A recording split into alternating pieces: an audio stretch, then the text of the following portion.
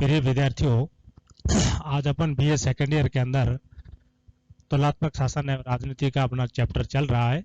और आज इस चैप्टर के अंदर अपन ब्रिटिश कार्यपालिका एवं संसद के बीच में जो संबंध है वह किस तरह से है, इस बात का अध्ययन आज अपन इस कक्षा के अंदर करेंगे।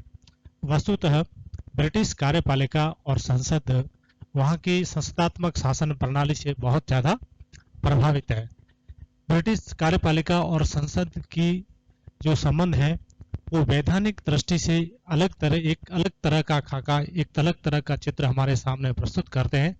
और व्यवहारिक दृष्टिकोण से अगर देखा जाए तो ब्रिटिश कार्यपालिका और वहाँ की संसद के संबंध जो है वो उसकी तस्वीर जो है वो दूसरी तरफ से हमें प्रस्तुत होती है। वैधानिक दृष्टिकोण से अगर देखा जाए तो ब्रिटेन के अंदर संसदात्मक शासन प्रणाली को अपनाया गया है। संस्थात्मक शासन प्रणाली का अगर अपन अर्थ का विश्लेषण करें तो इसका महत्वपूर्ण अर्थ यह निकलता है कि यह एक ऐसी शासन प्रणाली होती है जिसमें समस्त शासन सत्ता का केंद्र वहां की संसद को बनाया जाता है।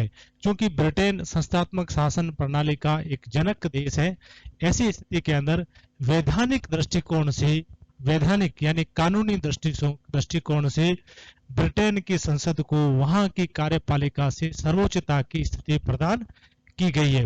अब ब्रिटेन की संसद जो है वो वैधानिक दृष्टि से वहां की कार्यपालिका या वहां के मंत्रिमंडल और प्रधानमंत्री से किस तरह से ताकतवर है उस पर अपन विचार विमर्श करेंगे। एक बिंदु में आपको समझाना चाहता हूं कि जैसे ही ब्रिटिश कार्यपालिका आपके दिमाग में आए तो आपको अपना अटेंशन जो है वो प्रधानमंत्री एवं मंत्री पर ले जाना है। यानी कार्यपालिका आते ही आपके विद्यार्थी के दिमाग में आना चाहिए कि बात किसकी हो रही है, प्रधानमंत्री और उसके मंत्रियों की। संसद का जैसे ही नाम आता है तो अपने आप के दिमाग में आना चाहिए लोक सदन एवं वहां की संसद का दूसरा जो सदन है वो लोक सभा। तो कहने का तात्पर्य है कि वैधानिक दृष्टिकोण से अगर देखा जाए, मैं और भाषा का सरलीकरण कर दूं, वैधानिक दृष्टिकोण से देखा जाए तो लोक सदन और लोक सभा जो है वो कानूनी दृष्टि से प्रधानमंत्री और उसके मंत्रियों पर बहुत ज्यादा ताकतवर है। अब ताकतवर कैसे है उसका अपन बिंदुवार अध्ययन करते हैं। सबसे पहला है व्यवस्थापन संबंधी सर्वोच्चता, यानी लोक सदन और लोक सभा को प्रधानमंत्री और उसके मंत्रियों के ऊपर कानून बनाने के क्षेत्र में सर्वोच्चता कैसे प्राप्त है। इसके दो तीन उदाहरण है। सबसे पहला कारण यह है कि वहां की जो संसद है ब्रिटेन की वो पूरे ब्रिटेन के ऊपर एक मुक्त रूप से शासन करती है, एक मुक्त रूप से सभी विषयों पर कानून बना सकती है, क्योंकि ब्रिटेन के अंदर एकात्मक शासन प्रणाली को अपनाया गया है। दूसरा, वहां पर की जो संसद है वो सामान्य बहुमत से किसी भी कानून का निर्माण कर सकती है। तो इस वजह से हम यह कह सकते हैं कि ब्रिटेन के अंदर जो संसद जो है वो व्यवस्थापन के क्षेत्र में ब्रिटिश के संविधान के अनुसार बहुत ज्यादा ताकतवर है। प्रधानमंत्री और मंत्रियों को कानून निर्माण के क्षेत्र में वो शक्तियां प्राप्त नहीं है जो वहां की संसद को प्राप्त है। अब दूसरा बिंदु, कार्यपालिका पर नियंत्रण के संबंध में वहां की संसद को भी ज्यादा ताकतवर बनाया गया है। इसका सबसे पहला उदाहरण एक यह है कि ब्रिटेन की संसद जो है वहां की कार्यपालिका के सदस्यों से प्रश्न पूछना। सबसे पहला कारण है प्रश्न पूछना, यानी लोक सदन और लोक सभा के जो सदस्य होते हैं वो कार्यपालिका के सदस्य प्रधानमंत्री और उसके मंत्रियों से उनके विभाग से संबंधित किसी भी कार्य प्रणाली को लेकर वो उनसे प्रश्न पूछ सकते हैं। तो प्रश्न पूछने वाला हमेशा बड़ा होता है और प्रश्न का जवाब देने वाला हमेशा छोटा होता है। प्रश्न पूछने वाला प्रश्न पूछकर जिससे वो प्रश्न पूछ रहा है उस पर नियंत्रण स्थापित कर सकता है। दूसरा है वाद विवाद।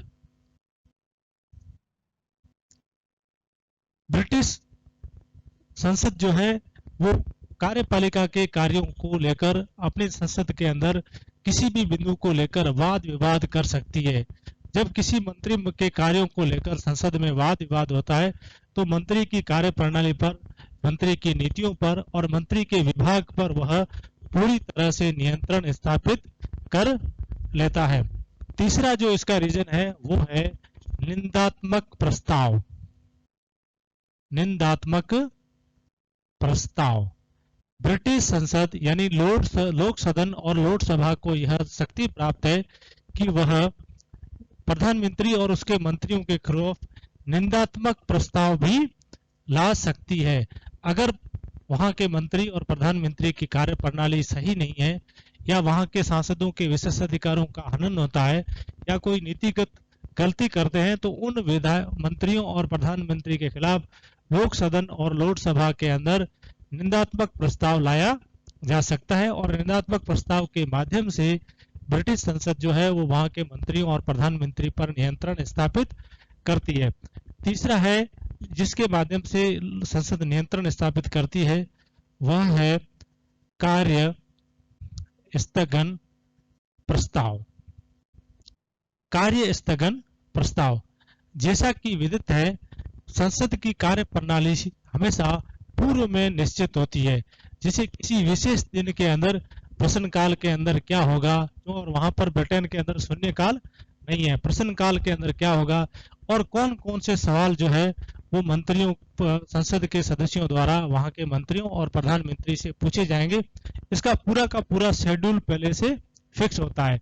लेकिन अगर कोई ऐसा अकस्मात कारण पैदा हो जाए जिस पर लोक सदन या लोकसभा के सदस्यों को लगे कि इस बिंदु पर आज चर्चा करना अनिवार्य है, तो कोई भी सदस्य कार्य जो पूर्व निर्धारित कार्य है उसको रोककर उसके स्थान पर तात्कालिक विषय पर विचार विमर्श को बढ़ावा देने के लिए कार्य स्थगन प्रस्ताव भी ला जा सकता है, जिसमें यह निवेदन किया जाता है कि संसद के पूर्व निर्धारित शेड्यूल में चेंज करते हुए अमुक विषय पर संसद के द्वारा चर्चा की जानी चाहिए। यानी पहले से जो कार्य चला आ रहा है उसको स्थगित करके जो नया तात्कालिक विषय जो राष्ट्रीय महत्व का है, जिस पर चर्चा किया जाना बहुत महती आवश्यकता है, उस विषय पर चर्चा करने के लिए जो प्रस्ताव लाया जाता है उसको कार्य स्थगन प्रस्ताव कहते हैं। इस कार्य स्थगन प्रस्ताव के माध्यम से भी लोक सदन और लोकसभा के सदस्य वहां के मंत्रियों पर नियंत्रण स्थापित करते हैं। तीसरा जो सबसे निर्णायक हथियार है इन संसद के पास है, वो है कटौती प्रस्ताव। जिन देशों में संस्थात्मक शासन प्रणाली को अपनाया जाता है, वहां पर सरकार जो होती है, वहां की संसद जो होती है, जनता के पैसे की ट्रस्टी होती है। एक एक रुपए की खर्च करने का अंतिम अधिकार वहां की संसद को प्रदान किया जाता है। संसद की स्वीकृति के बगैर वहां का प्रधानमंत्री, वहां की मंत्री और वहां की कार्यपालिका एक रुपया भी नहीं कर सकते। और इस प्रस्ताव के माध्यम से, कटौती प्रस्ताव के माध्यम से, यानी पूर्व जो प्रस्ताव है उसमें पैसे का, उसमें कटौती करके भी लोक सदन और लोकसभा के जो सदस्य होते हैं वो उन पर किसी भी तरह का नियंत्रण स्थापित कर सकते हैं। तीसरा और अंतिम और लास्ट सबसे है अविश्वास प्रस्ताव। सबसे निर्णायक प्रस्ताव है अविश्वास प्रस्ताव। लोक सदन और लोकसभा के सदस्यों को मंत्री और प्रधानमंत्री को पदच्युत करने के लिए, उनको अपने पद से हटाने के लिए अविश्वास प्रस्ताव लाने की भी शक्ति प्राप्त है। क्योंकि वहां की संसद का या वहां के प्रधानमंत्री और कार्यपालिका का निर्धारित कार्यकाल 5 वर्ष है, लेकिन 5 वर्ष से पूर्व भी अविश्वास प्रस्ताव लाकर ये जो लोक सदन और लोकसभा है वो प्रधानमंत्री और उसके मंत्रियों को 5 वर्ष से पहले भी उनके पद से हटा सकते हैं। और इस प्रस्ताव के पारित होने का मतलब है सरकार का गिर जाना। तो अपन कह सकते हैं कि वैधानिक दृष्टि से कार्यपालिका पर नियंत्रण स्थापित करने के लिए यहाँ की संसद को कार्यपालिका के ऊपर बहुत ही निर्णायक बढ़त की स्थिति प्राप्त है।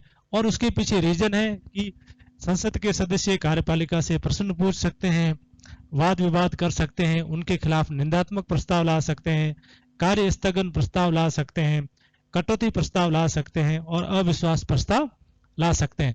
तो इस तरह से हम कह सकते हैं इन सभी रीजन से कि कार्यपालिका की शक्ति की दृष्टि से वहां की संसद को सैद्धांतिक दृष्टिकोण से या कानूनी दृष्टिकोण से कार्यपालिका पर उच्चतर स्थिति प्राप्त है। अब तीसरा बिंदु है वित्तीय क्षेत्र में लोक सदन की सर्वोच्चता है। वित्तीय क्षेत्र माने पैसे के संबंध में। पैसे के संबंध में ब्रिटिश की संसद के अंदर वैधानिक दृष्टिकोण यह है कि ब्रिटेन के अंदर आय व्यय से संबंधित सभी बिल जब तक संसद के द्वारा पारित नहीं किए जाते हैं तब तक प्रधानमंत्री और मंत्रियों को या कार्यपालिका को उस पैसे को खर्च करने का अधिकार नहीं होता है। और संपूर्ण जो वित्त होता है, बजट जो होता है, वो संसद के द्वारा पारित करने के बाद में ही खर्च किया जाता है। और कोई भी करारोपण, कोई भी टैक्सेशन बिना संसद की अनुमति के प्रधानमंत्री और उसके मंत्री नहीं लगा सकते। तो इस स्थिति में कह सकते हैं कि वित्तीय क्षेत्र की दृष्टि से, कार्यपालिका की दृष्टि से और कानून निर्माण करने की दृष्टि से संसद के जो सदस्य होते हैं, लोक सदन और लोकसभा होती है, उनको निर्णायक बढ़त की स्थिति प्राप्त है। प्रधानमंत्री और कार्य मंत्री जो होते हैं उनको इनके अधीनता की स्थिति प्राप्त है। ये तो है वैधानिक दृष्टिकोण। अब तस्वीर का जो दूसरा पहलू कार्यपालिका और संसद के संबंधों की बात करता है वह है कि व्यवहारिक दृष्टिकोण से क्या ऐसी स्थिति है। आइए अपन इस बात को देखते हैं कि क्या व्यवहारिक दृष्टि से ब्रिटेन की संसद या ब्रिटेन के अंदर लोक सदन और लोकसभा और वहां के मंत्रियों को किस तरह से की स्थिति प्राप्त है। अब आते हैं अपन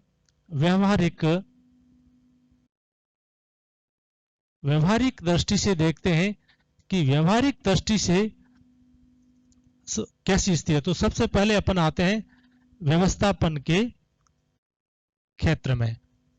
सैद्धांतिक दृष्टिकोण से हमने देखा था कि सैद्धांतिक दृष्टिकोण से लोक सदन और लोकसभा को प्रधानमंत्री और उसके मंत्रियों पर कानून निर्माण करने की एक उच्चतर स्थिति प्राप्त है। लेकिन व्यवहारिक दृष्टिकोण से ऐसा नहीं है। ऐसा इसलिए नहीं है कि हालांकि सैद्धांतिक दृष्टिकोण से कानून निर्माण का कार्य किसको दिया गया है, संसद को, लेकिन व्यवहारिक दृष्टिकोण से अगर देखा जाए तो संसद के द्वारा कोई भी संसद के सदस्यों के द्वारा विधेयक प्रस्तुत करने पर वो पास नहीं होता है जब तक उसको मंत्री पेश नहीं करते हैं। मंत्रियों के द्वारा पेश किए गए विधेयक, जिनको सरकारी विधेयक कहा जाता है, वो विधेयक ही अंतिम रूप से कानून निर्माण की दहलीज तक पहुंचते हैं। जब तक मंत्रियों का समर्थन प्राप्त नहीं होता है, जब तक सरकार का समर्थन प्राप्त नहीं होता है, तब तक वो संसद के अंदर पारित नहीं होते हैं। और कानून निर्माण के अंतर्गत एक निर्णायक, एक महत्वपूर्ण विशेषज्ञता का काम होने के कारण यह काम व्यवस्थापिका का प्रमुख रूप से कार्यपालिका के द्वारा ही किया जाता है। अब दूसरा है कार्यपालिका पर नियंत्रण। हमने देखा था कि सैद्धांतिक दृष्टि से वहां की संसद जो है वो कार्यपालिका पर प्रश्न पूछकर, वाद विवाद, निंदात्मक प्रस्ताव, कटौती प्रस्ताव, कार्य स्थगन प्रस्ताव, अविश्वास प्रस्ताव, इन प्रस्तावों के माध्यम से कार्यपालिका पर नियंत्रण स्थापित करती है। और हमने ये भी देखा था कि अविश्वास प्रस्ताव के माध्यम से वहां की जो संसद है वो प्रधानमंत्री और उसके मंत्रियों को 5 वर्ष के कार्यकाल से पहले भी पदच्युत कर सकती है और सरकार को भी गिरा सकती है। तो ये, लेकिन व्यवहारिक दृष्टिकोण से अगर देखा जाए तो व्यवहारिक दृष्टिकोण यह कहता है कभी भी बहुमत दल के जो लोग होते हैं वह अविश्वास प्रस्ताव को पारित नहीं होने देते हैं। अविश्वास पारित होने का मतलब है कि विपक्षी दल के हाथ में सत्ता का जाना, और कभी भी जो पक्ष दल के होते हैं वो इस चीज को कभी भी स्वीकार नहीं करते हैं और अंततोगत्वा वो वही मार्ग अपनाते हैं। वो हमेशा प्रधानमंत्री और मंत्रियों के अनुसरण के हिसाब से ही कार्य करते हैं। तो कार्यपालिका की दृष्टि से भी, व्यवहारिक दृष्टिकोण से देखा जाए तो प्रधानमंत्री और मंत्री जो होते हैं वो लोकसभा और उसके जो लोक सदन और लोकसभा के सदस्यों को हमेशा अनुसरण उनका करना पड़ता है। और इस दृष्टिकोण से देखा जाए तो व्यवस्थापिका और कार्यपालिका दोनों दृष्टिकोणों से देखा जाए तो व्यवहारिक दृष्टि से कार्यपालिका यानी प्रधानमंत्री और मंत्री वहां के लोक सदन और लोकसभा से ज्यादा शक्तिशाली है। तो हम कह सकते हैं कि कार्यपालिका और वहां की संसद के संबंधों के 2 दृष्टिकोण हैं, वैधानिक दृष्टिकोण और व्यवहारिक दृष्टिकोण। वैधानिक दृष्टिकोण कहता है कि संसद ज्यादा ताकतवर है वहां की कार्यपालिका कम ताकतवर है, जबकि व्यवहारिक दृष्टिकोण कहता है कि नहीं नहीं, वहां की कार्यपालिका, वहां का प्रधानमंत्री और मंत्री व्यवहारिक दृष्टिकोण से ज्यादा ताकतवर है। सिद्धांततः कानूनतः भले ही संसद को ज्यादा शक्तियां दी गई है, लेकिन व्यवहारिक दृष्टिकोण से ये जो है वो बहुत ज्यादा ताकतवर है। प्रधानमंत्री और मंत्रियों को निर्णायक स्थिति प्राप्त है। तो आज के अपने टॉपिक में बस अपन इतना ही पढ़ेंगे। बहुत बहुत धन्यवाद।